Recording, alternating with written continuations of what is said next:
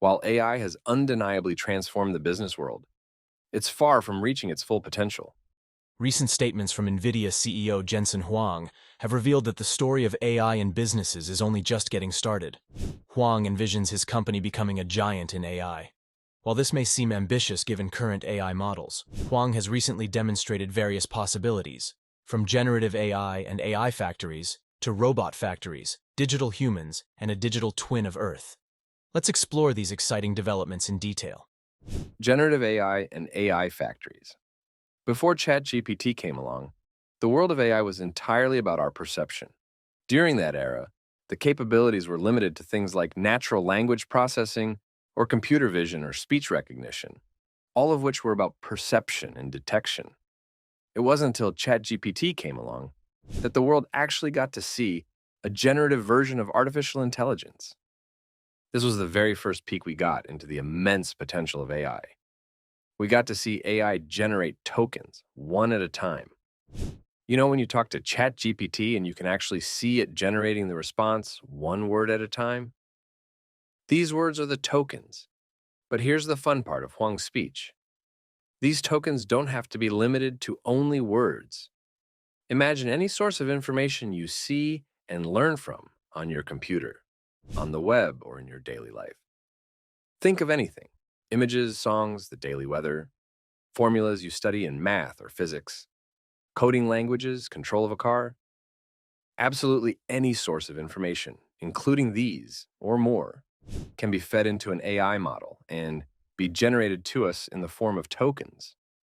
So necessarily what this means is whatever your own brain can learn and understand, AI can as well.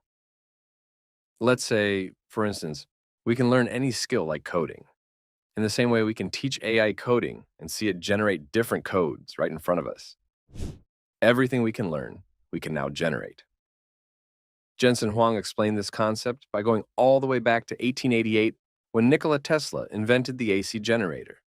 His exact words were, "Nikola Tesla invented an AC generator. We invented an AI generator. The AC generator generated electrons. The biggest AI generator generates tokens." This works like an AI factory, a factory that is continuously creating, generating, and producing tokens of great value.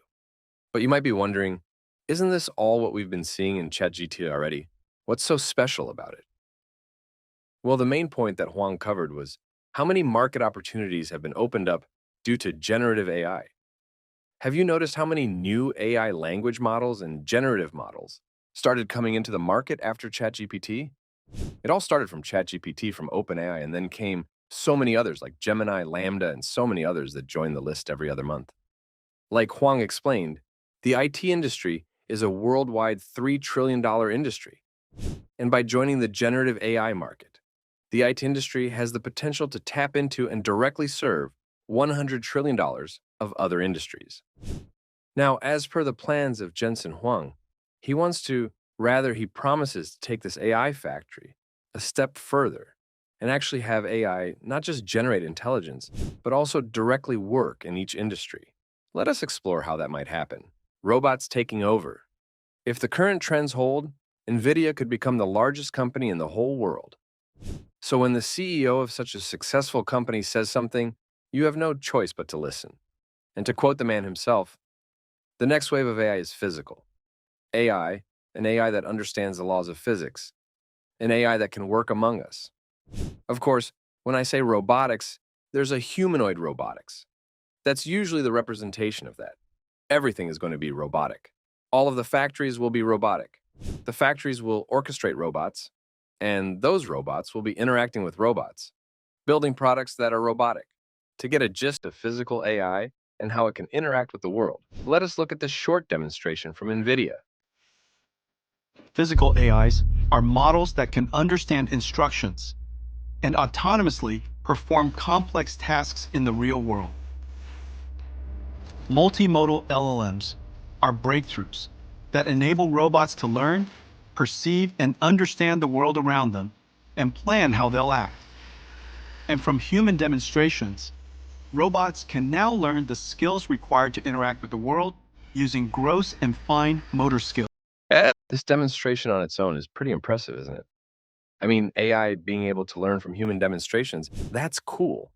But what if I tell you even this impressive video is hugely underselling the potential of LLMs and physical AI? The potential of LLMs goes beyond just relying on human demonstrations to come up with plans. In fact, through the use of LLMs, robots can even teach and program other robots. What that necessarily means is if you teach one robot a skill, it could teach other robots the same skill and make a whole team. This means an artificial intelligence could improve artificial intelligence. In fact, NVIDIA is already practicing this, as said by Jensen Huang on a different occasion. We can't design a chip anymore without AI. At night, our AIs are exploring design spaces vast and wide that we would never do ourselves because it costs too much money to explore. We can't write software without AI anymore.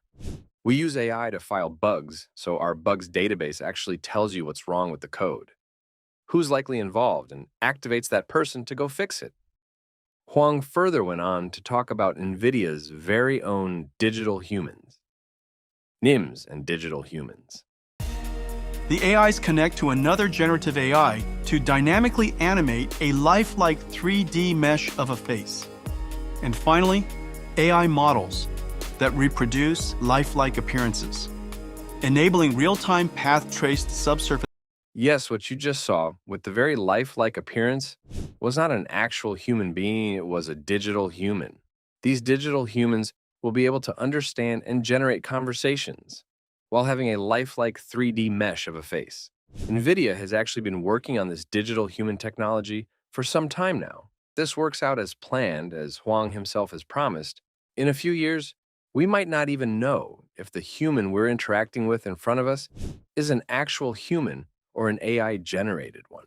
If the concept of digital humans has still shocked you, you're not ready for another thing that Huang discussed, which is an actual digital twin of the Earth.